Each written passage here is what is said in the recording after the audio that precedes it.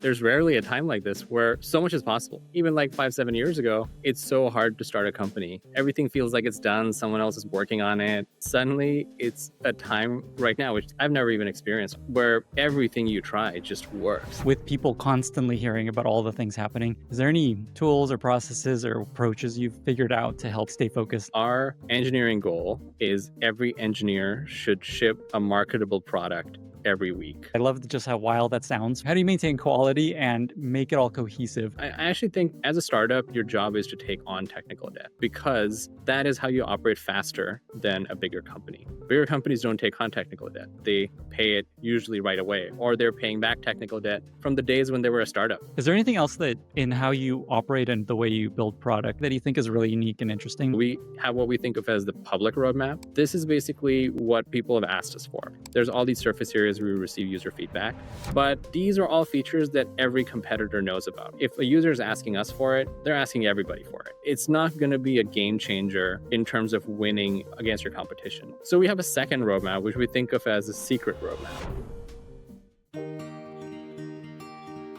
Today, my guest is Gaurav Misra. Gaurav was an early employee at Snap, where he led the design engineering team, which he explains in the conversation. He was also an engineer at Microsoft and a couple other companies. Most recently, he's the co-founder and CEO of Captions, one of the most successful and cutting-edge consumer AI products, which lets you generate and edit talking videos with AI. They have over 10 million users and have raised over $100 million. In our conversation, we essentially do an archaeology of how a modern AI-oriented startup operates, including how every single engineer at their company ships a marketable product or feature every single week, why they have a secret roadmap in addition to a regular roadmap.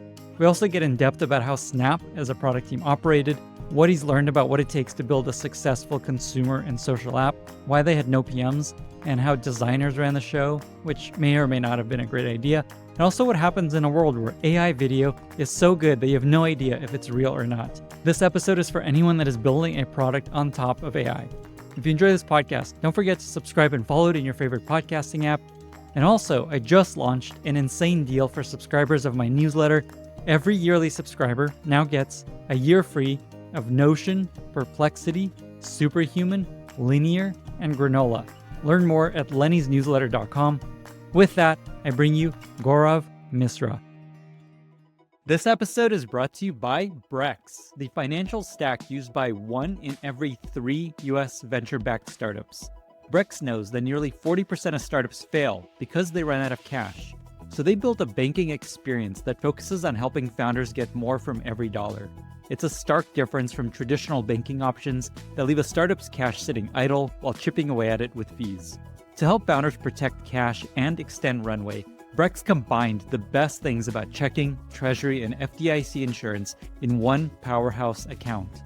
You can send and receive money worldwide at lightning speed. You can get 20x the standard FDIC protection through program banks, and you can earn industry-leading yield from your first dollar while still being able to access your funds anytime. To learn more, check out Brex at brex.com/banking-solutions. That's brex.com/banking-solutions.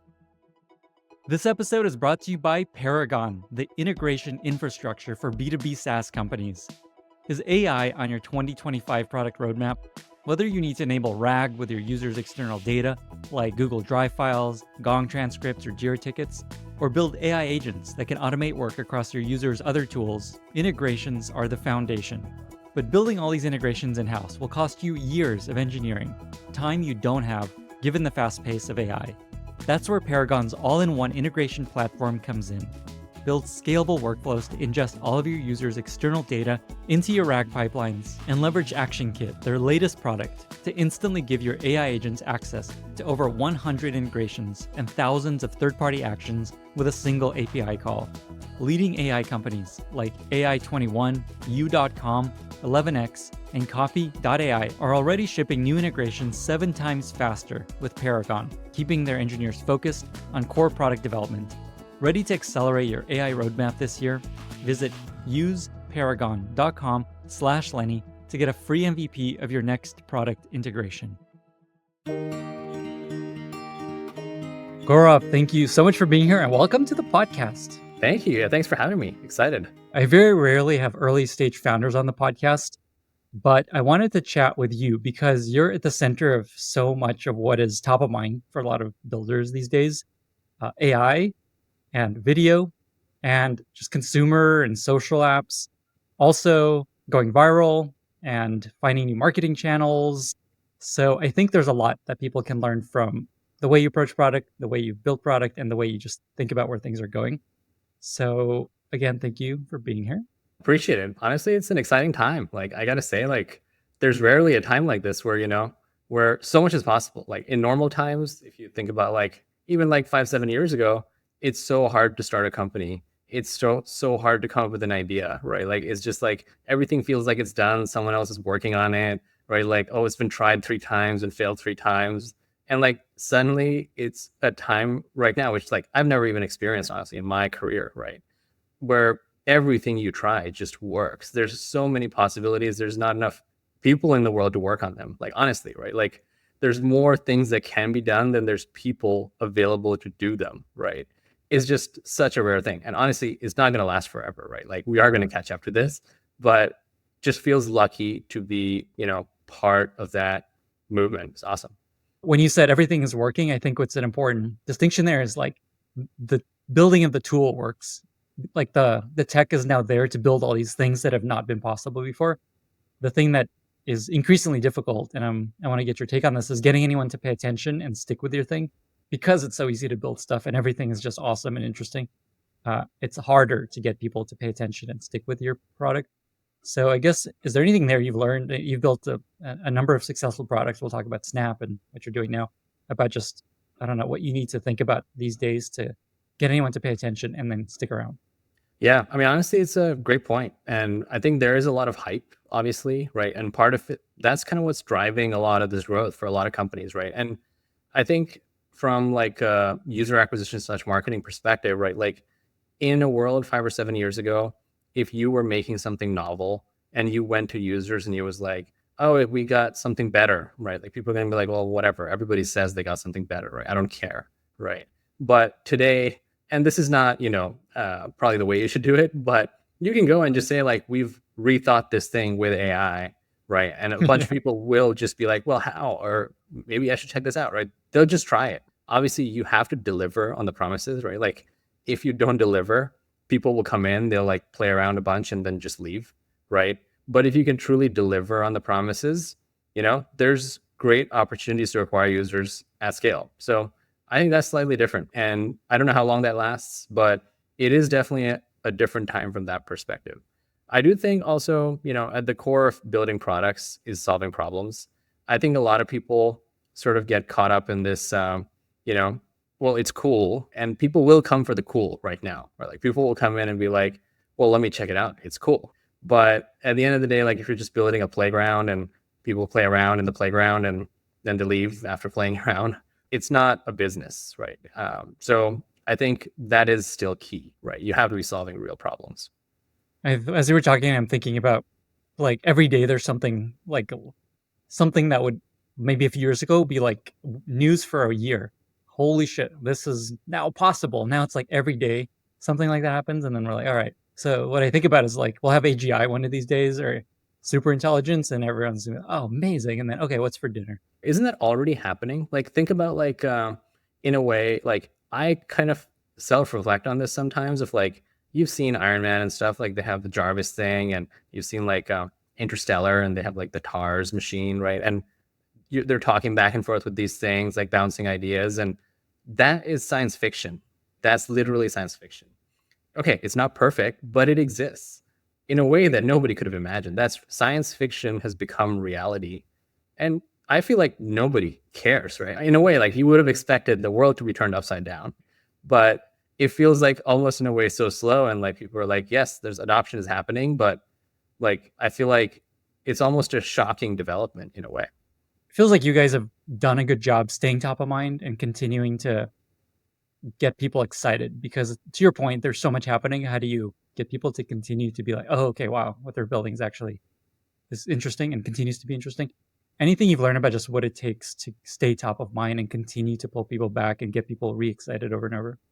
100%. I mean, I think honestly, it just comes down to like not just AI for the sake of AI or AI for the sake of excitement or hype or novelty or whatever that is, right? It's actually effective AI, like AI that solves real problems, practical problems, right? And the fundamentals haven't changed, right? In a way, there's 3 steps to building products. You identify a user problem, you apply some technology to solve that problem, but then finally you have some mechanism to find people who have that problem, right? If you can do all 3 of those things, then in any environment, you can create great products. But I think right now, what's different is so much is changing on the technology side that you can create products that could not have been created before and solve problems that could not have been solved before. And that's what's creating the opportunity, right? And for us, especially in the video space, it's truly endless, right? Like we've just begun. And like our goal specifically for video is not to build professional tools, right? We're not building for professionals at all. We're building for the person who could not have created video before, right? They didn't have the tools, the skills, the means to be able to create video, and now they can because they're able to jump over that skill gap, right? Or that time gap. Maybe they're business owners. They don't have time, right? They want results. And honestly, a lot to solve there, right? Just tons. Solve people's problems. We've easier said than done, but it's a good reminder. That's like in Yes. the end, that's all that matters. Something that I always think about with people in your shoes is just how do you not get overwhelmed and how do you know what to pay attention to? How do you stay focused? Any tips there for folks that are just reading every day a new announcement and then just like, what do I do? There's too much. It is the new problem of product development in a way, right? There's too many possible paths you can go down. There's too many ideas. There's too many, things you could do. And I mean, obviously prioritization is always an important skill set and has always been, but it's become an even more important skill set right now because you have to figure out what not to pay attention to. Our general framework for it is to look for user demand, right? And actually the easiest way to check for user demand is to just see what has virality, right? Usually what has virality, what people want to share and talk about, there's something at the core of it that actually is interesting. Now, it may not always be interesting in a way that's like, maybe it's a one-time use case. Maybe it's not something that people would do repeatedly. Maybe it's not something you could build like a subscription business off of. But oftentimes there's some core sort of element of it that has resonated with people. And if you can identify that core and then, mold it into fitting into your business, it's actually a great way to identify like what actually works. And we have these tools right now. We don't have to build anything. You can just kind of talk about it and people will share the idea, right? And you can kind of measure how well the product might be received even before you built anything, right? So it's a great tool we use for like prioritization. We spend a lot of time on social media. Obviously, like our app is often used for social media. So a lot of our employees will spend a lot of time on social media. We look at what the trends are, what's happening. And based on that, we can get a pretty good read of what might resonate well with people. So, as a leader of a company with people constantly hearing about all the things happening, is there any tools or processes or approaches you've figured out to help people continue, like stay focused, not get excited about every shiny new object and, actually ship things? I mean, honestly, it's all about incrementality in a way, right? Like, I think we do aim to ship every week, right? So, like, our engineering goal is every engineer should ship a marketable product every week. And so what's a marketable product? It's a product that you can show to users and the user might subscribe or pay for the app just for that, or come to the app essentially just for that. And that's why like table stakes features, like, let's say we're talking about like a word processor or something, if you had like auto format or, just table stakes stuff like justify alignment or something, no one's going to come to your word processor for justify alignment, right? Like you can market that, right? Because it's obvious, right? Of course it exists. But if you did something unique that nobody else has done, you can go and show that to people and people will come to your app just for that. And even if your app doesn't have a lot of the obvious stuff, maybe it doesn't have justify alignment, right? People will jump over that just to kind of use sort of these new tools and new abilities that you might be building in marketing. So we try to do every engineer one marketable feature per week. And yeah, a lot of that stuff may not work, right? But a lot of it does work. And we can figure out, obviously, where to put in more effort. Things that start to work, we double down on those things, build more. People often complain because think about it, like in 1 week where we're shipping, it's not complete. It's MVP, truly. And we slice the hell out of it, right? Like we take the design and we cut until we can really say that it's going to be useless if we cut anymore. We get that out, and people come in, and if things are going well, people will use it despite all the problems that it might have. And now people will complain, and we'll have a list of problems, and we know what to do next. So that's a starting point essentially. So as long as we're shipping one a week, we get a ton of volume of like features and products and directions we're releasing. Cut a lot of that. What remains, expand from there, right? So it works really well, and it keeps people focused. I love the simplicity of that. I love just how wild that sounds for a lot of companies, I imagine. Every engineer ships a marketable feature or product every week. Yes. There's some people listening to this and are just like completely stressed out by this idea. And there's some people listening are like, this is exactly how I want to work. This is how every company should build. Yep. How do you maintain quality and make it all cohesive? I imagine that's the big trade-off. Just any tricks there for folks that want to maybe start operating this way? Quality is not something to compromise on most of the time, right? I think, yes, there's strategic compromises on quality, but most of the time, what you want to do is have a bar for quality where people should come in, and if they're using the feature, like it should work, right? Of course, right? And the way to cut down on time, and I think this is the mistake people make a lot of the time, is when time is being pressured downward, a lot of times engineers, PMs, designers, they will cut on quality rather than cutting on scope. And actually, you can cut on scope. It's actually, you know, the method that we use is we look at every element that's going to take any time to build. And we just say, what if we remove this? Is the product still useful? And we keep repeating that until we remove whatever's left and we say it's going to be useless at this point. And that becomes the 1 week project, right? Yeah, it actually really works, right? It kind of narrows down to the core of what you're really trying to ask. So for example, let's say we wanted to build something to add an image, on your video or something like that, right? And this is like, a really basic idea. I kind of just made it up right now. And you might imagine a design in which you import your image from your camera roll, but before it lands in your video, you might want to remove the background, right? You might want to, change the hue and saturation or something like that. And you might expect like a designer to like design all of those features, right? And you kind of land a design, but you really quickly realize that you can cut all of that stuff, right? You can cut the background removal, you can cut the hue saturation. All you really need is pick, and then there might be a picker. We need a picker with a library with a lot of different, what if you want to pull from the cloud? What if you want to pull from, the drive or something like that?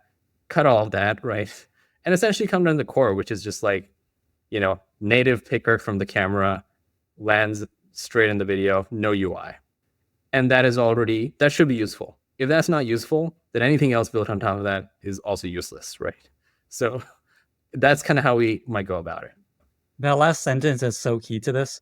Like, it's the core idea of ship small iterative features before you invest a lot in something to first figure out, is there anything there?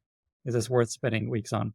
Totally. And I think like the coolest part of this method is like the first thing that the users will come in, they'll use the thing, they'll import images, and the first thing they'll complain about is what kind of bothers them the most. Is it hue and saturation? Is it background removal? Is it like picking from the cloud, right? Like you'll just get the most complaints about that thing. People will be like, and people will be honest about it. Or they'll be like, this sucks, right? It doesn't even have background removal. What kind of image thing is this, right? And you kind of have to take that feedback, and just next week you can ship in a single week all the things that the user's complaining about, right? And then they're like, wow, this team is shipping like crazy, solving all my problems, so responsive. This connects a kind of a common sign of product market fit, which is when people are complaining about the thing, that means they actually care enough to complain. And that's a really good sign if they're complaining about something. Very true. Very true. If nobody complains, it's almost a red flag, I love this turning into kind of an archaeology of a modern product team and startup. So I want to keep digging. This is not where I was planning to go, but this is awesome. I love that this approach of every engineer shipping something every week that's marketable connects directly to where I started this conversation, which is how do you stay above the noise? And part of the answer is just ship stuff constantly and just continue to impress people. Like, here's a new amazing video feature. Here, look at this thing. Exactly. Yeah. I think it's definitely key, right? And there is enough area and enough scope for that to happen, right? Like, I think truly in normal times, it may not be possible to create that much roadmap that quickly. But I think because there's so much innovation underlying all this, there is that scope available, right? Like the roadmap almost seems unlimited, right? Like just truly. Okay. The other question I imagine people would be wondering is how do you work on longer term projects that take many weeks? There's also infrastructure, I guess, backend stuff. Yep. So maybe answer those questions. How do you think about long term stuff? And then how do you deal with backend stuff that isn't a feature that anyone would care? Yep. So usually we'll dedicate time to that separately. So for example, usually Q4 for us is infrastructure quarter, right? We just like go and build all the infrastructure. Q4 is generally, we've already delivered a ton of products and stuff. We're feeling pretty good about the rest of the year. Things are winding down, obviously holidays and stuff coming up. And so we spend all that time paying the technical debt, right? I actually think there's a unique thing to think here about like technical debt in general.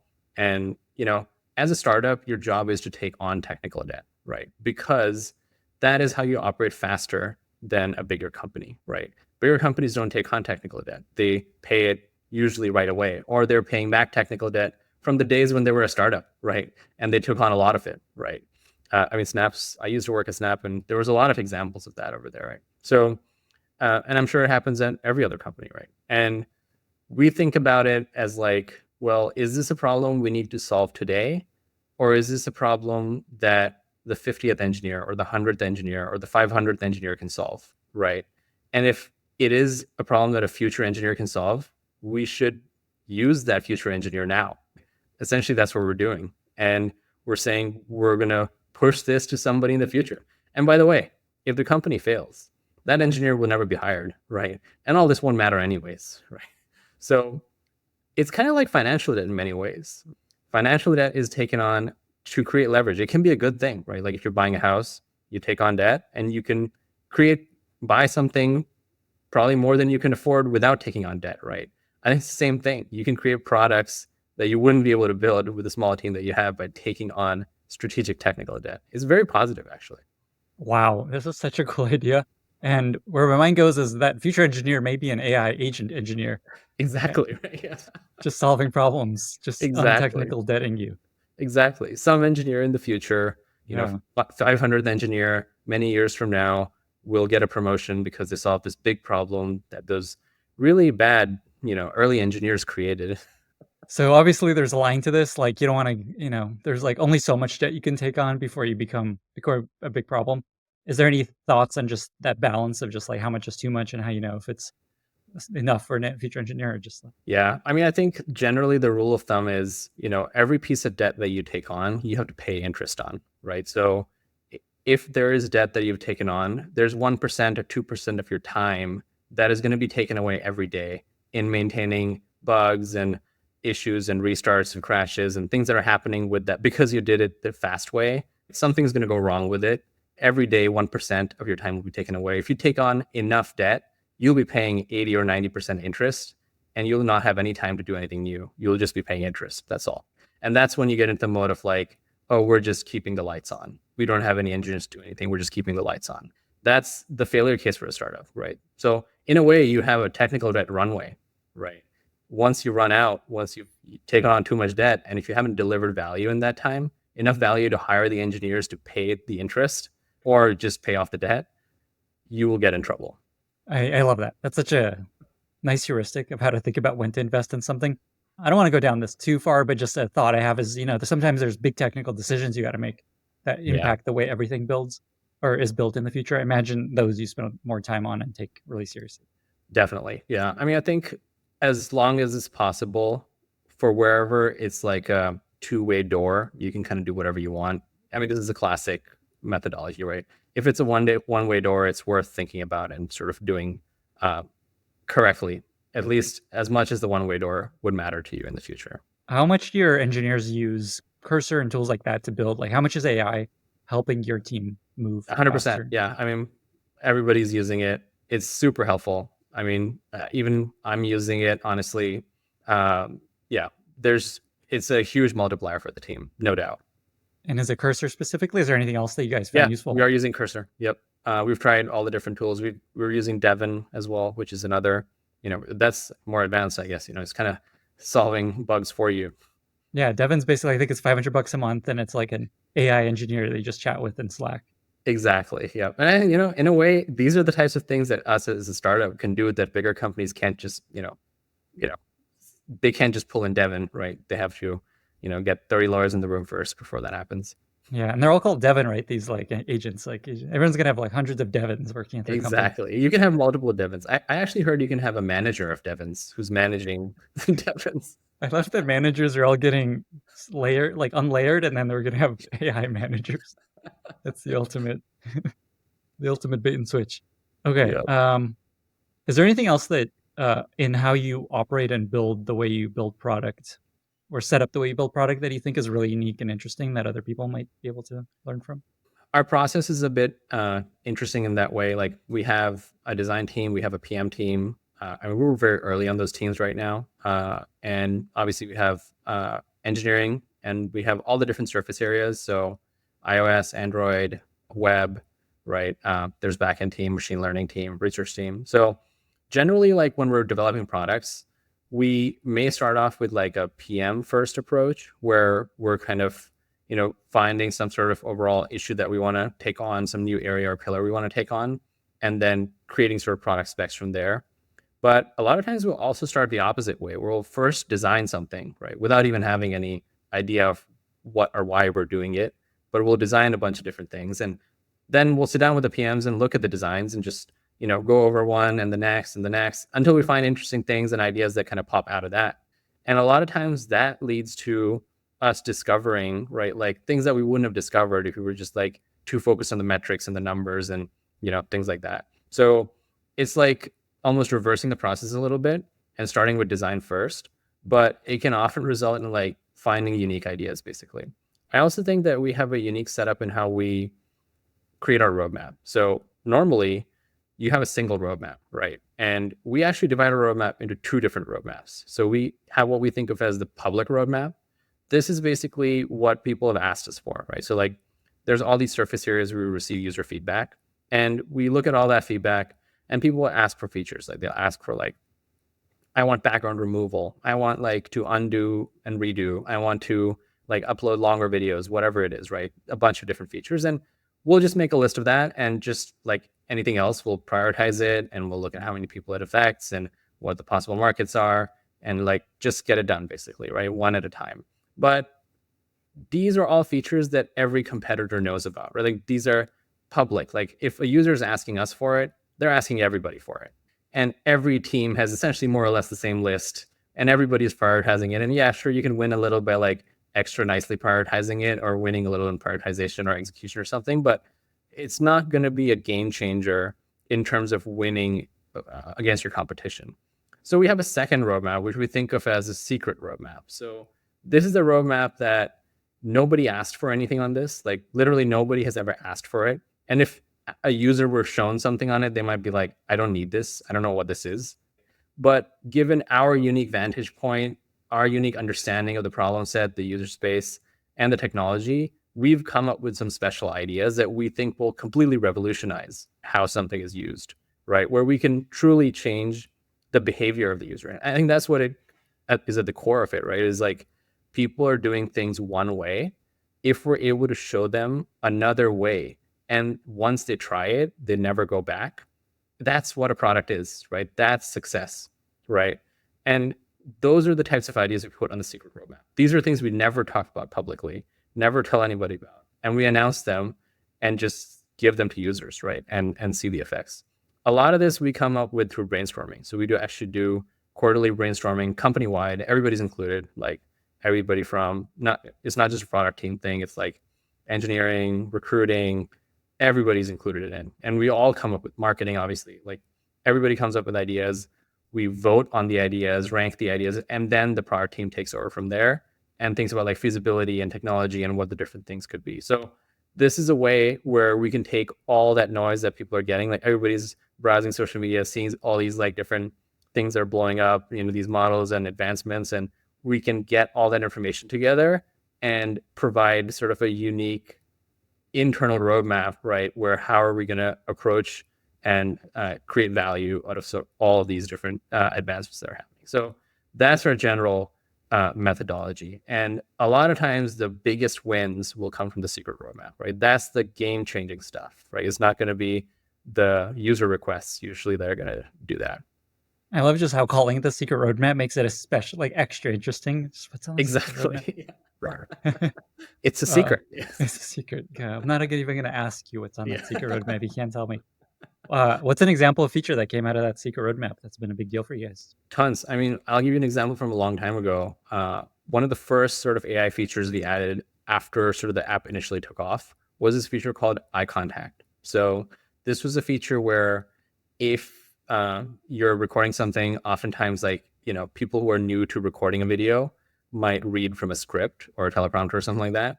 And they might have that like off screen. So it kind of looks like you're reading and, it's not great from like the perspective of the video itself or the viewer of the video. So we had this feature where it basically shifts your eyes to look at the camera. And we were actually the first company to build this.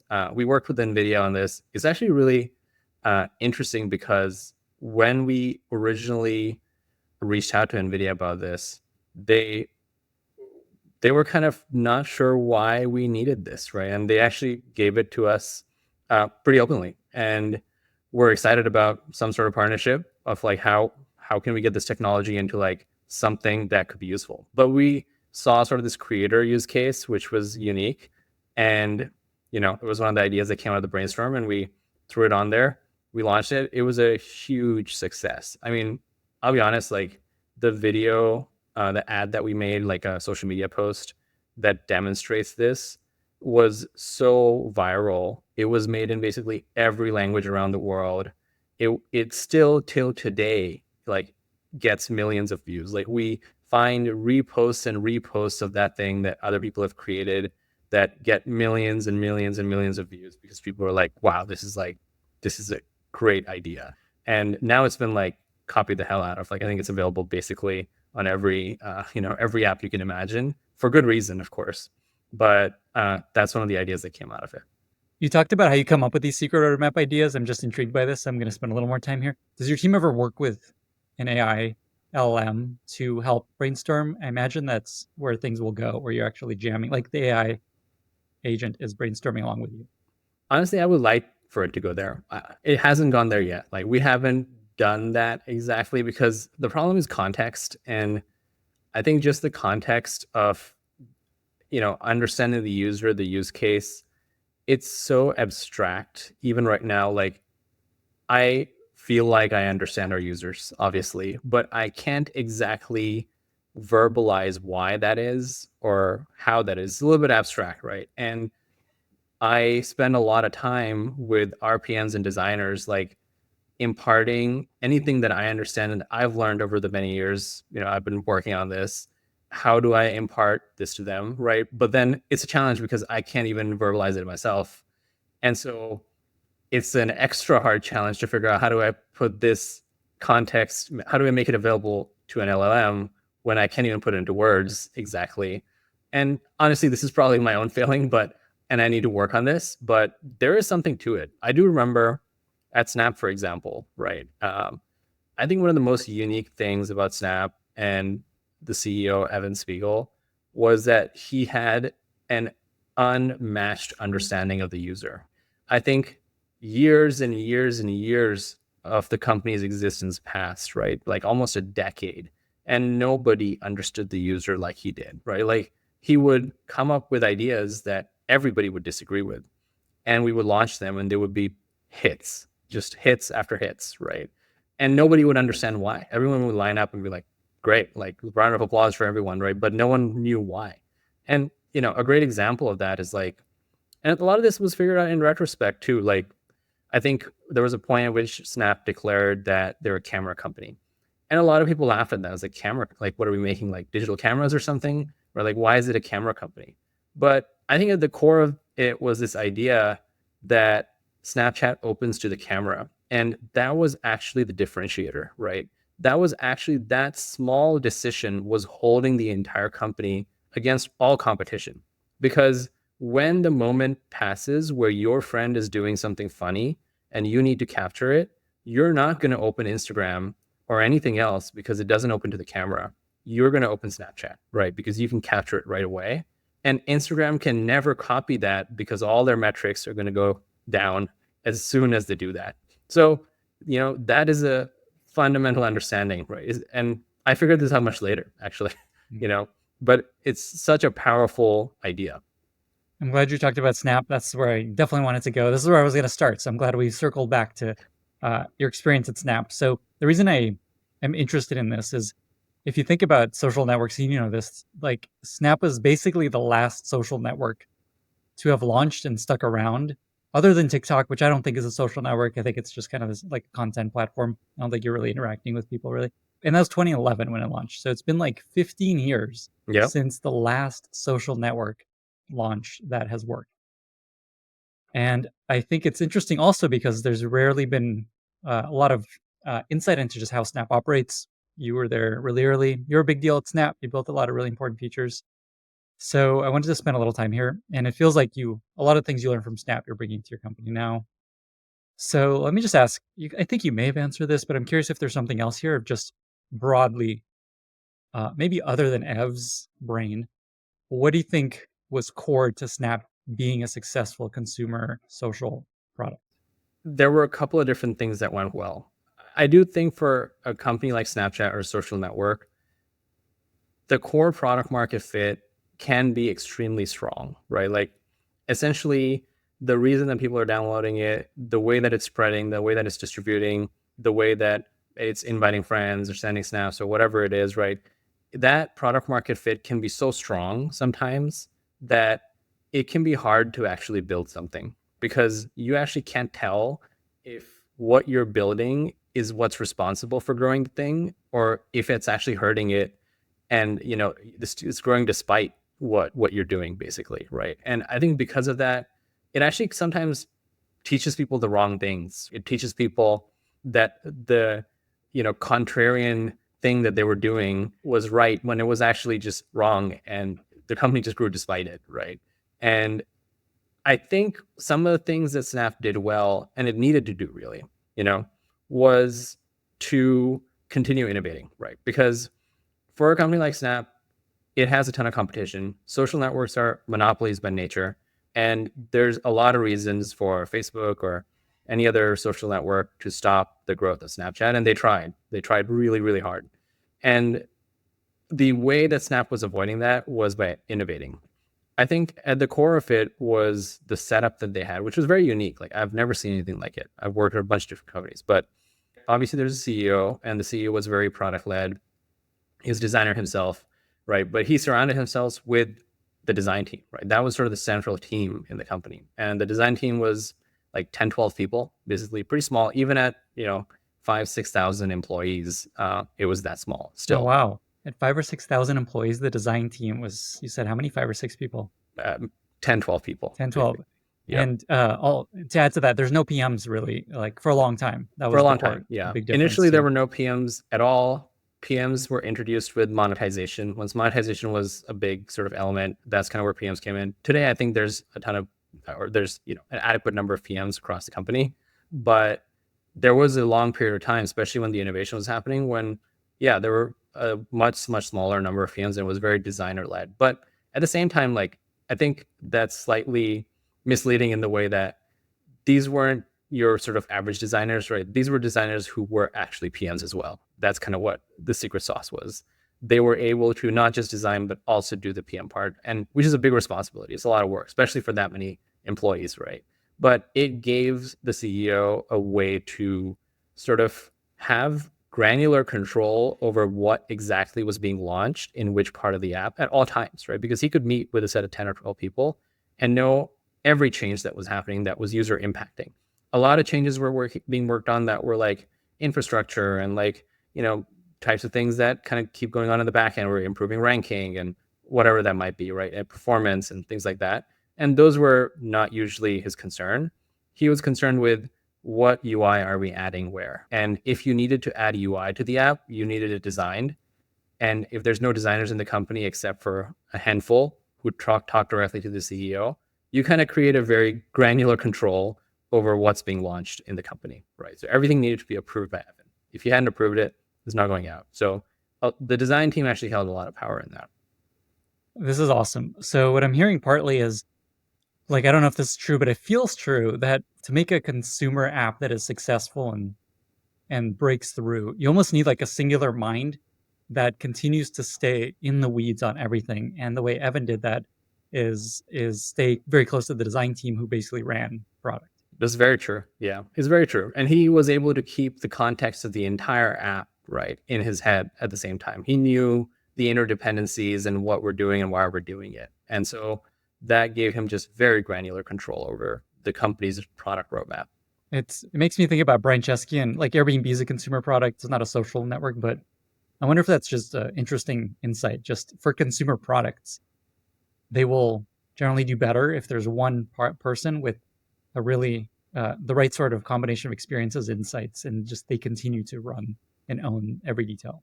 Definitely. And also the ability to bring about change, right? The ability to truly, energize an entire organization to do something that's not just incremental, but fundamental, right? Founder mode.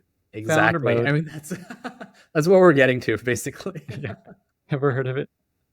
Okay. And then you said that these designers, so I know it's like famous that Snap had no PMs for a long time. Designers were PMs.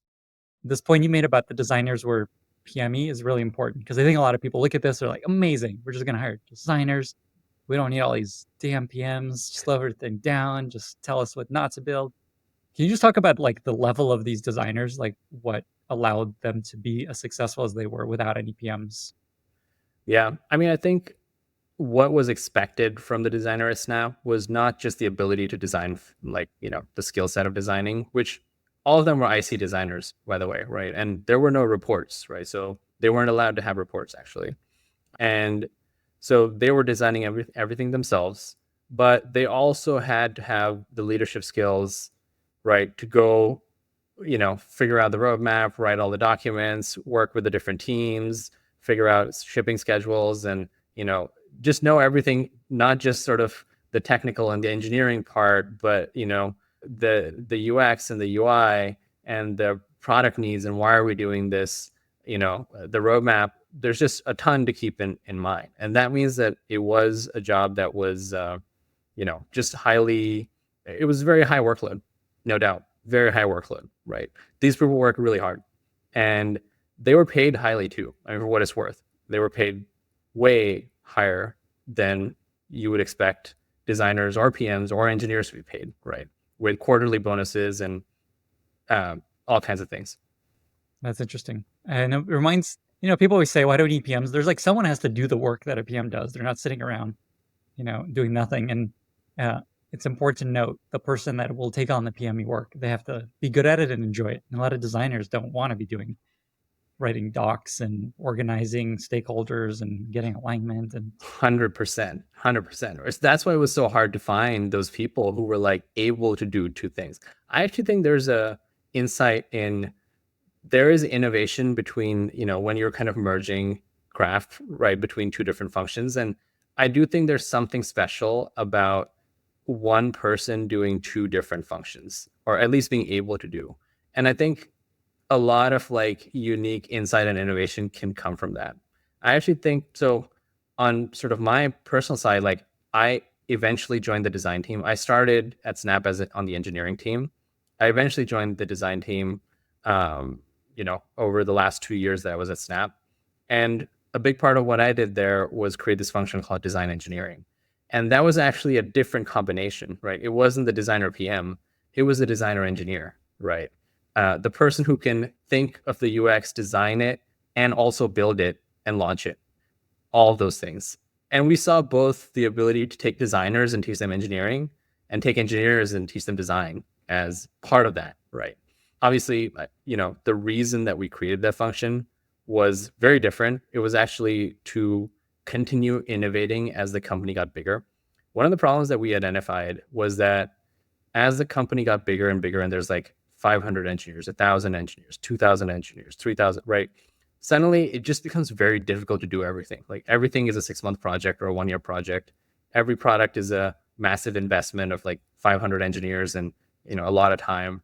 And so you really have to pick your bets, right? If you get it wrong, if you are innovating and trying to create new products and you spend 500 engineers for a year and it doesn't work, it's a big problem, right? You're going to be in trouble, especially for a company like Snap, where everybody was copying what they're doing. So they had to constantly innovate, create new stuff, and push the bounds, right? I think Evan's philosophy was always like, he didn't fight the things that were getting copied, right? Stories got copied pretty much straight up.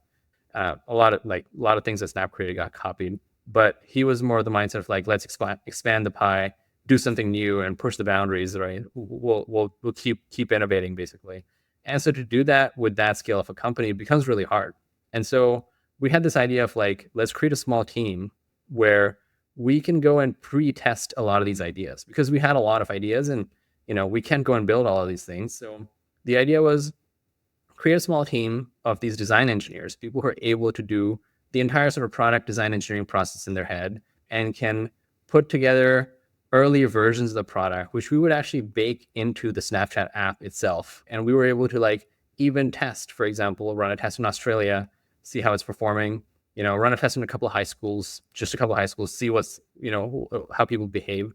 And that way we already have data on how this might perform in a real world environment, but we haven't built it to production level, right? It's like, it's a prototype essentially, right? It's how a startup might build something. The same idea of, what we're doing at our company now, right? Build it fast, get it out there, right? Get feedback, understand whether it works or not, and then work with the engineering team to build it at scale.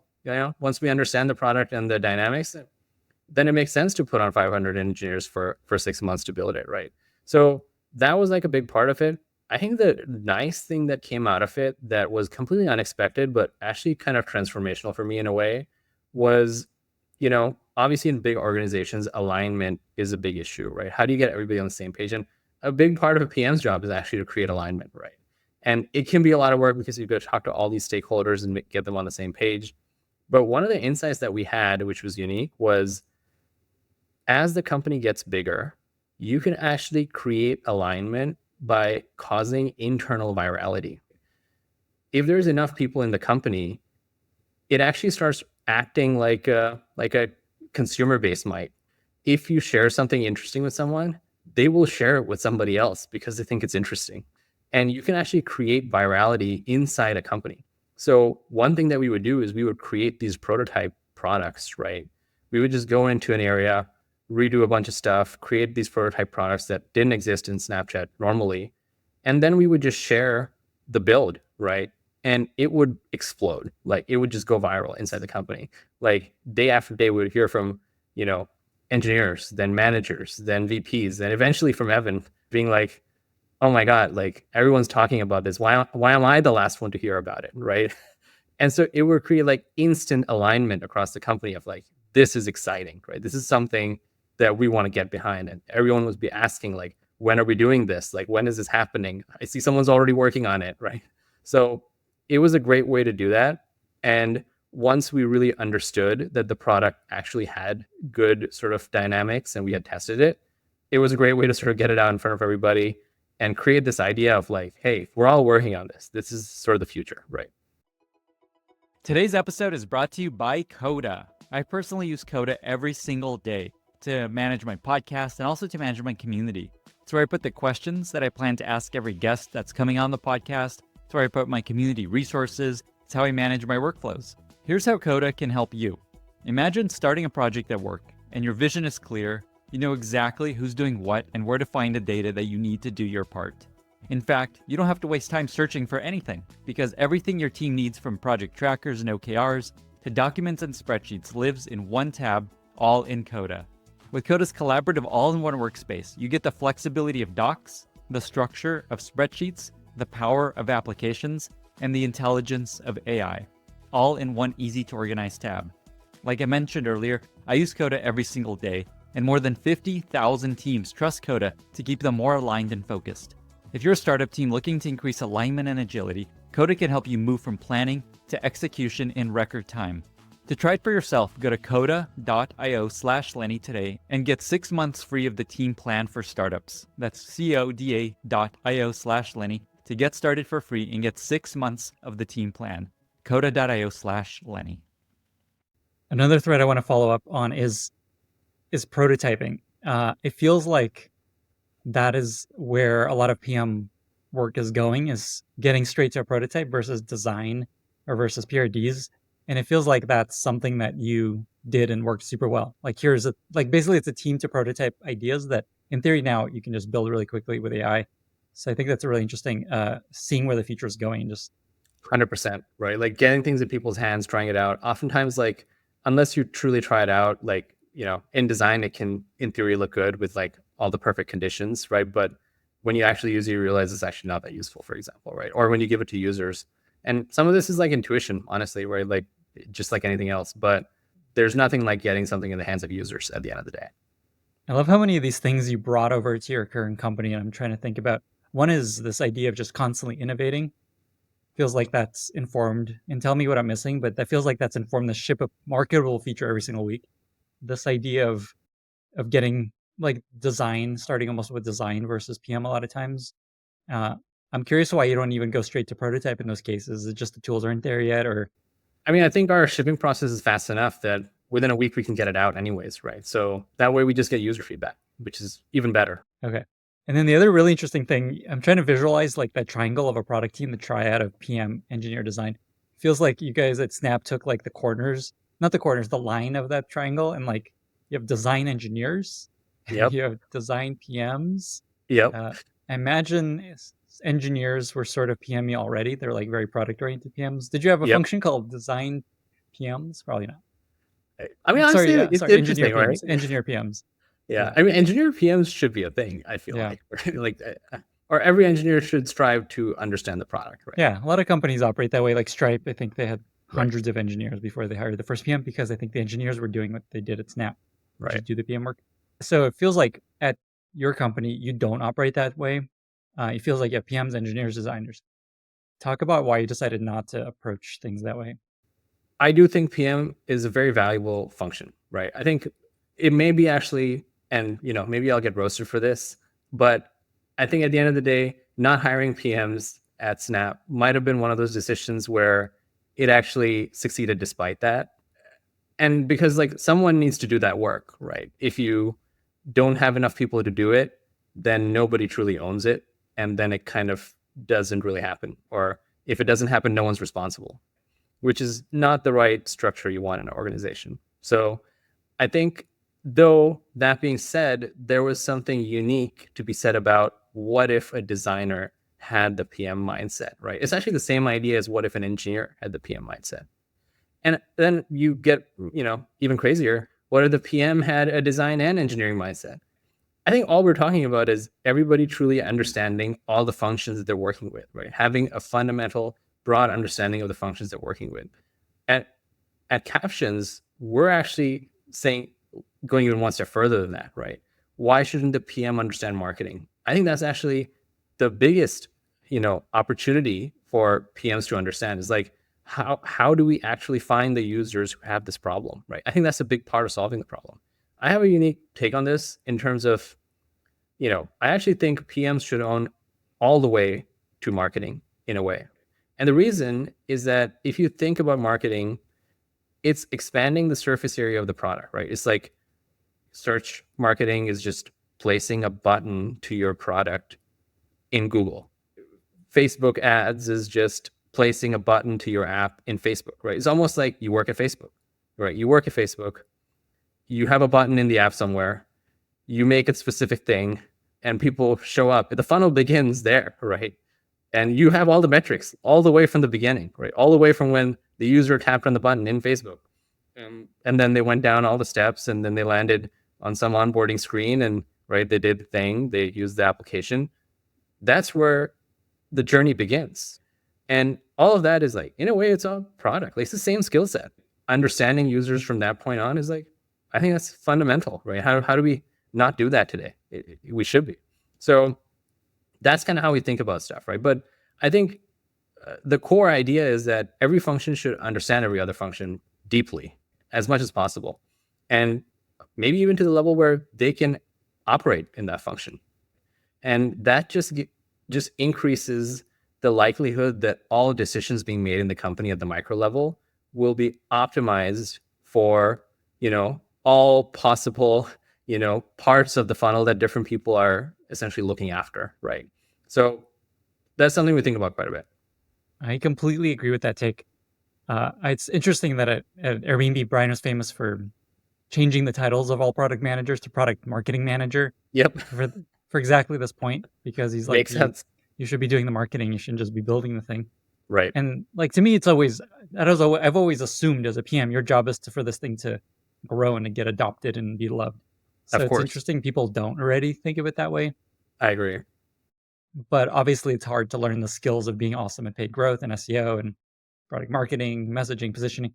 But I completely agree. That's such an important element of building a product. You're not just building a thing, hope it works. Goodbye.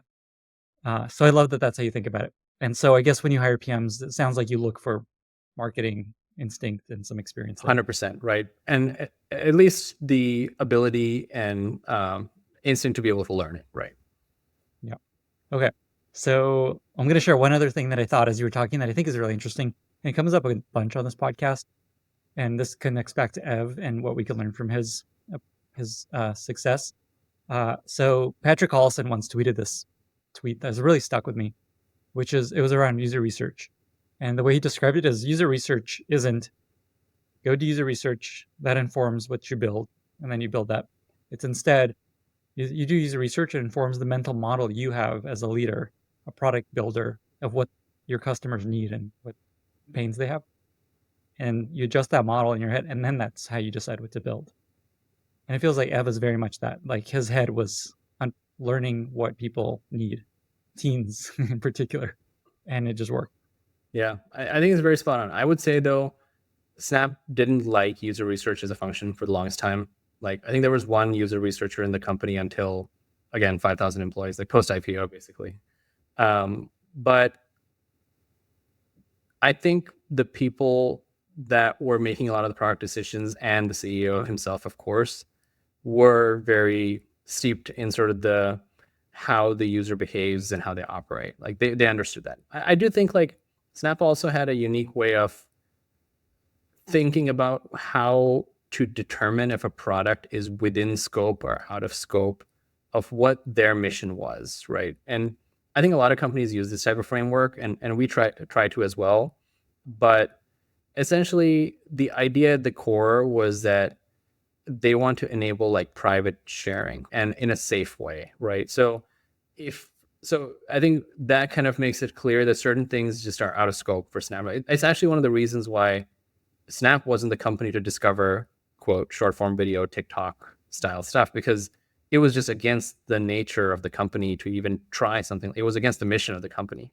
Public sharing means possibly bullying and bad behaviors, right? Which is exactly what Snap was trying to avoid. We don't want those behaviors to develop on the app. So, for example, on Instagram stories, you can share somebody else's stories to your followers, right? I can take your story and share it to my followers. You can't do that on Snap. And there was a discussion where like, should we do this? No, because it can enable bullying, right? I can essentially, I don't, you're not consenting to your thing being shared to my followers, right? And that's essentially bad, right? So a lot of it was done based on this type of pillar-based thinking of like, this is our mission, this is what we're trying to do. Does it fit within or is it outside? If it's outside, we don't do it, no matter what the cost of it is, no matter how exciting it is. So, and even on Spotlight, the big challenge was like, how do you take something like that and put that inside the Snap mission? So that was something we worked on quite a bit. Yeah, I mean, I think there's tons of stories about earlier versions. I mean, Snap almost had essentially what is TikTok earlier than TikTok existed, and it kind of died out because it didn't align with the mission, essentially, right? But happy to get into it. Yeah, that'd actually be really interesting, because it's interesting that these things are important. It's important to have these clear values and the mission of the company, and to not focus on things that are outside that. And then you hear these stories of like they had TikTok potentially. So yeah, whatever you can share there, that'd be awesome. Yeah, I mean, I don't know if you remember this, but there was this product called Our Stories, and essentially it was like my story, but it was a public story. And it started off with this idea of campus stories, where you can post to your campus and other people can see it. And that actually started creating a lot of virality, right? Because essentially people would post, there was like, viral moments truly where people would post stuff like, oh, like, I think two people fell in love on it or something like that. Like those types of things like really went viral, and it had really good engagement. But at the end of the day, the problem was that we were against like algorithmic essentially ranking of those types of things. So there was a curation team that was looking through every single one so that there's no, negative behaviors happening essentially on the app. And that was just not scalable. Even though it had really high engagement and was doing well, it just wasn't feasible to have a person looking at every single thing posted to determine whether it's appropriate or not. And so it kind of ended up dying out. But it looked like what was an early version of TikTok, before it had launched. So I think in a way, though, it was a good thing because I think Snap does have a mission and I think it is solving a problem. I do think, there is a bifurcation of social media at this point. There is what you traditionally think of as like social networking, where you share things with your friends.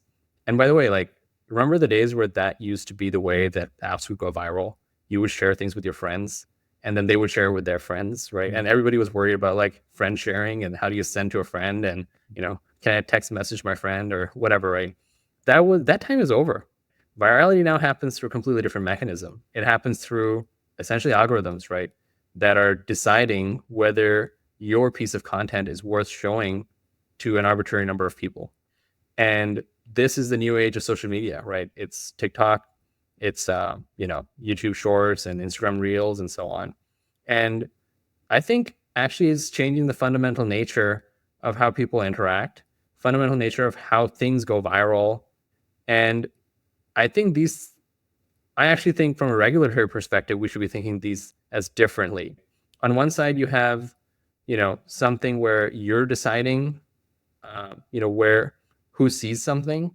And then on the other side, you have something where the company is deciding, which means that it's kind of semi-curated, right? It's actually the company's voice. And so, yeah, I don't know, like, should Section 230 apply to that? I have no idea, right? Maybe not. Maybe we're thinking about this the wrong way. Should be interesting.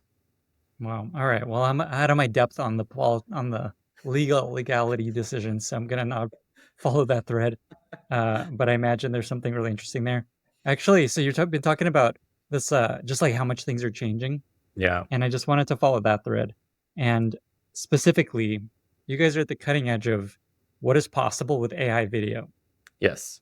It feels like we're approaching, and maybe we're there, this world where you have no idea if it's real or AI. I'm curious, first of all, just how far you think we are from that. And second of all, the implications on the world where you can just generate any video you want. It's fundamental. At the end of the day, like a time where video, images, audio can't be trusted actually hasn't existed for a while. Like if you think about, there was a world in the 1800s where there was no video or audio or images, right? And everything was proven by he said, she said for the most part. And it's possible that if everything can be generated and anything can be created and it looks just as real as if it were real and there's no way to tell, then we might actually return to that world, right? Where there's no way to prove anything besides, physical evidence or he said, she said. And I think that's kind of scary, but also possibly opens a bunch of new opportunity for someone to figure out how to solve this problem, right? I think it's going to be a big problem. I do think today we are almost there in terms of like creating absolutely photorealistic video. The very recent models, the very cutting edge, is just about like, it feels like a few centimeters away from achieving it. But I do think to fully get there to the point where it cannot be differentiated at all, it's still a couple of years away. I also think that it is use case driven in a way. Like, I think thinking about captions for a second, like we take a unique view on what type of video we want to focus on. Video generation and text to video generation, if you look at it today, it's all silent video, right? There's no audio. And it's often what you think of as like stock video or B-roll, right? You can like actually make a movie with B-roll, right? And a lot of a movie or a TV show or a social media post or an ad actually is dialogue or monologue. That's actually what it is. It's people talking to each other, to the camera, right? Interacting. That's actually what makes true story. B-roll is sort of like supportive elements, that are showing up to, set the scene or something, like maybe, before the scene opens, you see a few shots of New York City or LA or something, right? And then you jump into the room and, now two people are talking. So our goal is to solve the talking video problem, right? How do we create video where people are delivering dialogue or monologue or, things like that? And that's what we focus on purely. And there actually isn't a lot of work happening in that area today, right? And it's not a solved problem. We're getting there. We're getting closer and closer. But today's models actually bifurcate a little bit. So there's a set of companies today that are able to create these types of, what we're talking about is like avatar videos. They're using this technology called neural rendering. It's actually not a technology that's affected by a sort of the transformer and diffusion model revolution, or the large model revolution, essentially. This is a technology that existed separately, and it doesn't have anything to do with the AI sort of growth happening right now. It just happens to produce semi-realistic outputs. But it actually kind of stops at some point because it's not clear how it becomes generalizable in every situation, right? You can't, it has to be trained on people individually. So you might ingest a little bit of video of you, and then you can generate you. And so it's a different technology and a different outcome, essentially. And a bunch of companies using this type of model. A bunch of companies are doing general text to video with no audio today. These are large sort of generative models, and they have the capability to do more, but that frontier just hasn't been reached yet. I think there's no doubt in anybody's mind on the research side that it is 100% solvable. It's just like somebody has to go do it, and we haven't gotten there yet. Nobody has had the time to go and do that yet. So that's kind of where we're at, essentially. We're working purely on large generative models for talking videos, right? So that's like our core focus. I do think, though, from a safety perspective, we have a unique framework of how we think about it. So generally, videos divide into two categories, right? So for us, we think on one side of what is like documentation. So this is the type of video that it could be a personal video where you're taking a video with your friends and you're hanging out, you're at a restaurant, right? Like it's documenting what happened, you had fun, whatever it was, it's for your memories, right? And there's like a non-personal version of this, which is like, oh, it's like a reporter like documenting a crime or something that happened or whatever it is, right? And who was involved, what where was it? Maybe it was a natural disaster or something, right? And this is for history, like we want to see what happened, right? And there's actually no benefit to AI generated video in any of this, right? Like actually, all of this is just negative. It's all negative, right? Like if we are generating fake versions of reality to fool people, like there's just nothing good about that, right? And we want to stay away from that, essentially, right? We want to design products and build products that make it difficult to use for that particular use case, right? For anything that falls within that. And on the other side, you have what we think of as like storytelling. Now, this could be ads, it could be social media posts, it could be TV, movies, like all of these things are storytelling. They're designed for entertainment, they're designed for fun. And nobody believes, like if you watch a Geico commercial, right? Like you're not thinking that the gecko is real selling insurance somewhere out there, right? Like that this is fabricated and it's for entertainment. And same with reality TV even, right? It's called reality TV. It's definitely not reality.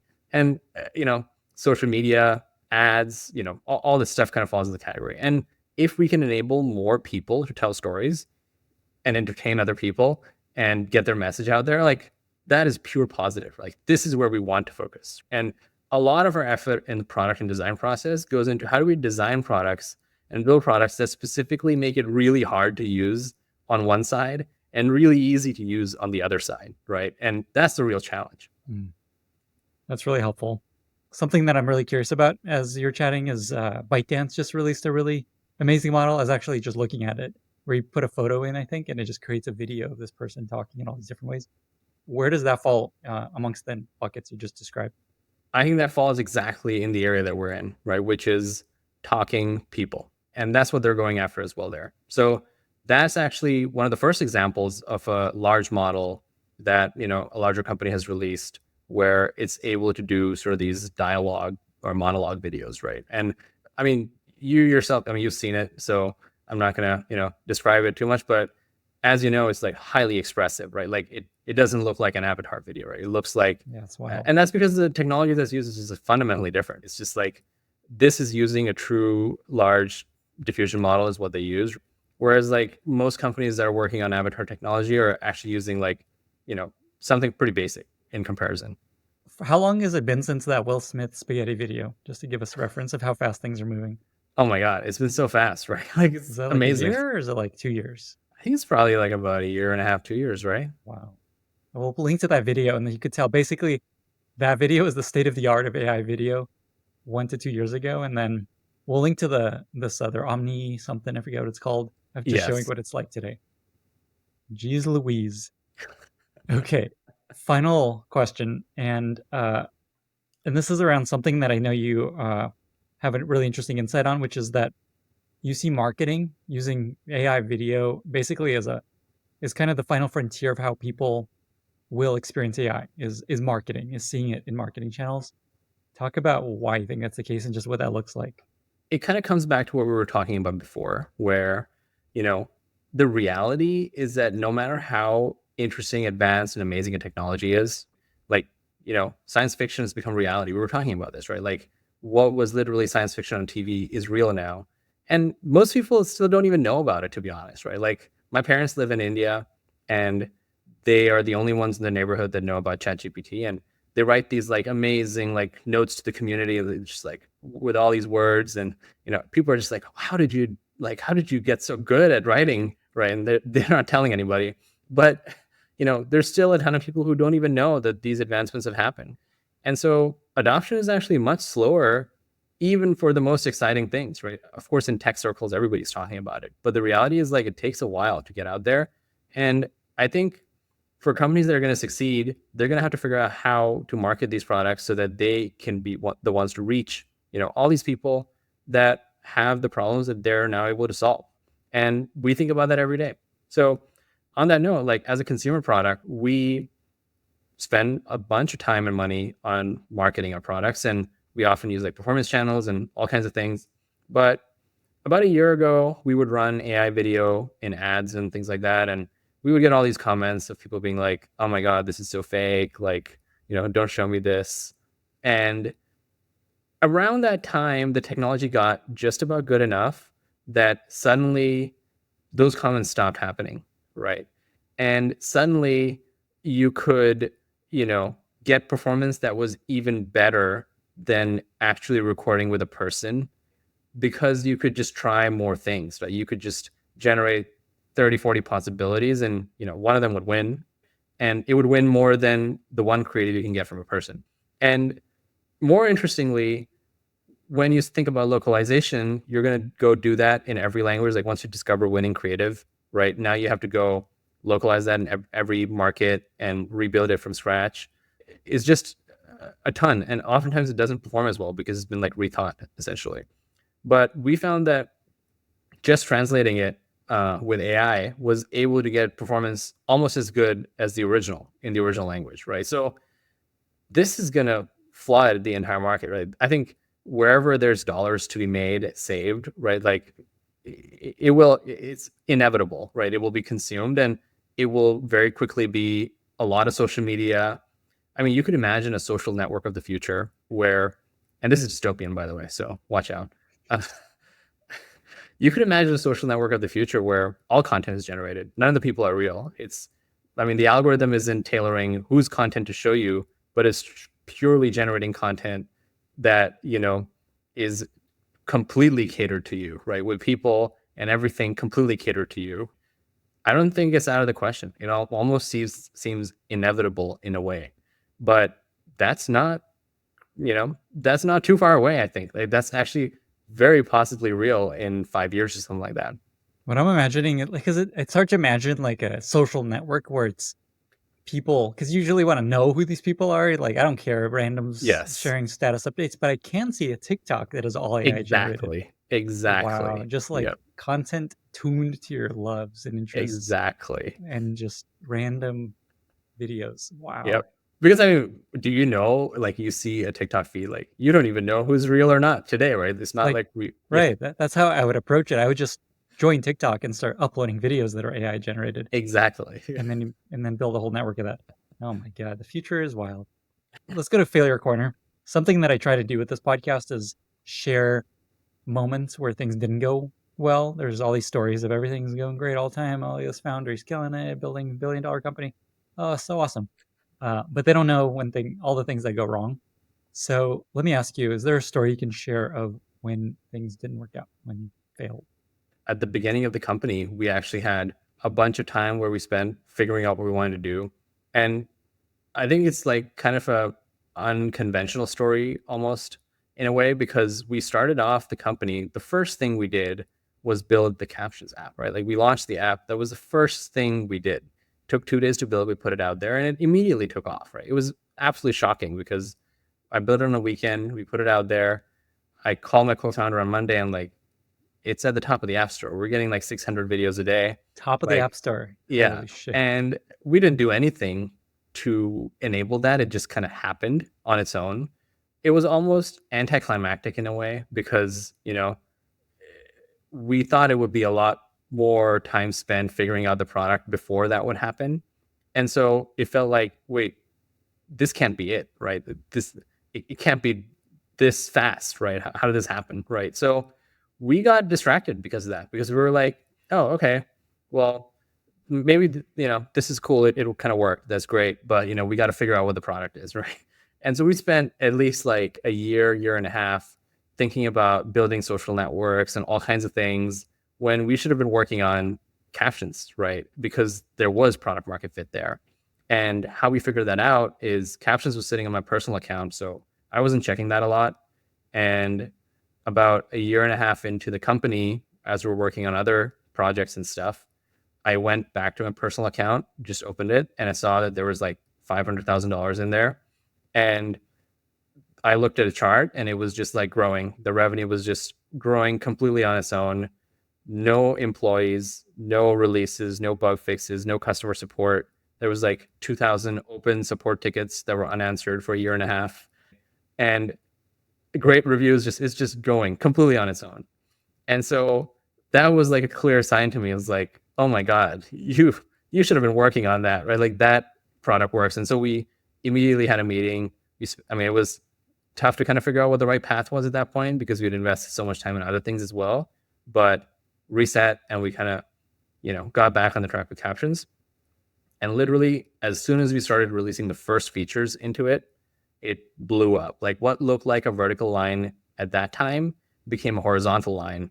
And the new vertical line was so vertical that the old vertical line became a horizontal line, essentially.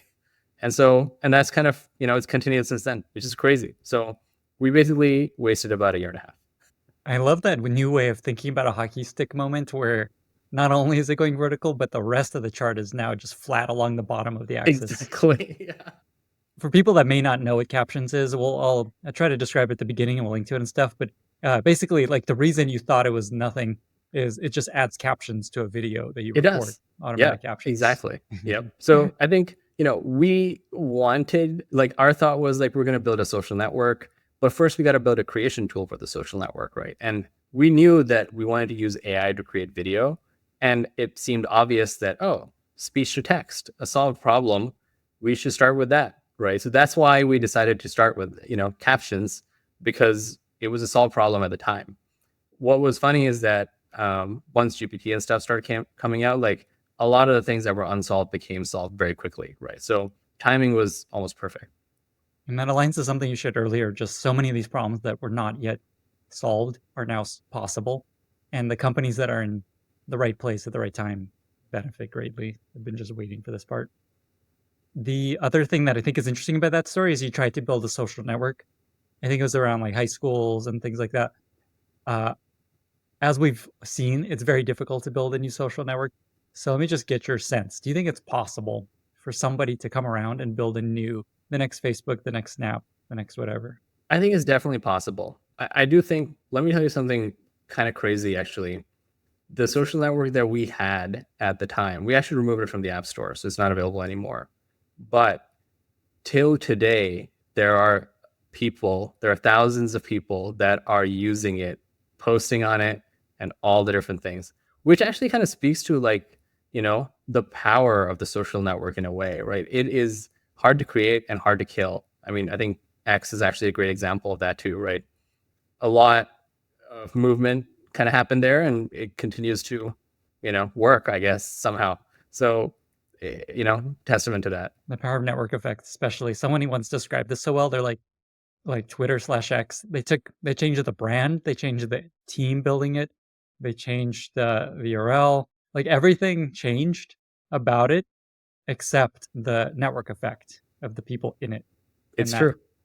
and now It's true. I just saw a story that they're like making billions of dollars. Like he's actually turned it around. It's actually becoming a really profitable company. Wow. Yeah, it just came out the other day. So Elon did it. Well, with that, we've reached our very exciting lightning round. Are you ready? I'm ready. Let's do it. What are 2 or 3 books that you have recommended most to other people? I have to say here that I actually don't read books. It's actually something that I decided on purpose, where I decided I don't want to build my skill in reading, and I want to build it in listening and watching instead, because I think that's the future. I love how intentional that is, and I love how it's like a really cool way of saying I don't read books. The future isn't reading. But I love that you have books behind you, so at I least do, yeah. nobody The will ones that I know. didn't read, they're back there. Yeah, that's funny. Okay, cool. I want to ask more questions, but I'm going to keep going. Lightning round. Do you have a favorite? Speaking of watching and listening, do you have a favorite recent movie or TV show you've really enjoyed? I like Silo and Severance. I mean, obviously, I think everyone's watching these. There's a book around Silo too. I read that. I read all of them. There's 3 of them. There And are. it sucks to watch the show because you know all the tricks that are about to happen. And I'm just like, why am I watching this? I know where it's all Yep. going. I mean, for what it's worth, it does seem like the show is going on a slightly different path. It is. Maybe. That was also what annoyed me. I'm just like, what the heck? This is made up. All this made up shit. I don't like that when I watch a show. So 2 reasons I'm not watching it. Yeah. But it's Don't an worry, awesome by the way. story. I didn't actually read the book. My wife read the book, and then she told me Okay. the story. Okay. I won't. I was worried. Okay, cool. Yeah, and Severance. Okay, great. I love Severance. Next question. Do you have a favorite product you've recently discovered that you really like? My favorite product, honestly, is Linear. I'm not gonna lie, just because it's so well designed and it's so easy to use. I also like Superhuman. I mean, these are obvious answers, but I do use these things every day, and it's hard to create products that you use every day and don't hate. So, props to them. Cool. I haven't announced this on the podcast yet, but this is a good time. Whoever's listening right now, is I just launched a bundle where if you become a paid subscriber to my newsletter, you get, listen to this, a year free of Linear and Superhuman and Notion and Granola, which is an incredible AI app for note taking, and Perplexity Pro. Ooh, nice. $2,000 in value for the price of my newsletter, $200. Damn, Link to that. that's real value. It's an unbelievable deal, and it's a no-brainer at this point to buy a subscription. But this isn't an ad for my newsletter. I'll keep going. Next question. Do you have a favorite life motto that you often find yourself coming back to, sharing with friends or in family, in work or in life? I actually learned this because someone else told me that I keep repeating this thing, but I have this sort of framework of how I want to operate at work, basically, right? I think I love to compete and to win at the end of the day. And I think that to win, you have to be the best. But I also think the easiest way to be the best is to be the first. And that actually is key. And so is the motto, the easiest way, is that the That's it. Okay, the easiest way to be the best is to be first. Be the first. Interesting. Okay. I have to resist following threads here because I want to make this the lightning round. Okay, final question, just for fun. What's like the coolest, most wild AI video you've seen recently? Is there one that comes to mind of like, oh, wow, that was something? I mean, honestly, I gotta say the OmniHuman stuff was pretty cool. The ByteDance video that we talked about. Yeah, exactly. I mean, the broccoli talking. I don't know if you saw that one. There was like a little broccoli, like kind of delivering a little speech. Yeah, it looked like it was animated by like an animator, Just imagine being a kid these days and just seeing stuff like that. I think you're probably just used to it, right? You're just like, this is just normal. Mm-hmm. It's just like we were saying, AGI is just going to come around. Exactly. All right, cool. What's for dinner? Cool. That's great. Yep. Amazing. Gaurav, this was incredible. It was so insightful on so many levels. 2 final questions. Where can folks find you and what you're building if they want to learn more? And then how can listeners be useful to you? Awesome. Yeah, I mean, definitely find me on LinkedIn. That's where I live most of the time. My DMs are open, et cetera, et cetera. So feel free to send me a message. And I think what will be useful, I mean, we're building out our early product and design team. So if AI video is interesting, if consumer apps are interesting, now's the time to join. We're really small, early. We work together across the team. So there's going to be no better time to join, basically. And you get to ship a marketable feature every week. Exactly. I mean, that's a PM's dream. Think about it, right? The PM stream. Yeah, yeah, like I like that that's a filter. Like Yeah, the people that get excited about that, great fit. The people that are stressed out by that, not the place to be. exactly. So awesome. All right, Gaurav, thank you so much for being here. No, thank you. I appreciate it. Bye, everyone. Thank you so much for listening. If you found this valuable, you can subscribe to the show on Apple Podcasts, Spotify, or your favorite podcast app. Also, please consider giving us a rating or leaving a review, as that really helps other listeners find the podcast. You can find all past episodes or learn more about the show at lennyspodcast.com. See you in the next episode.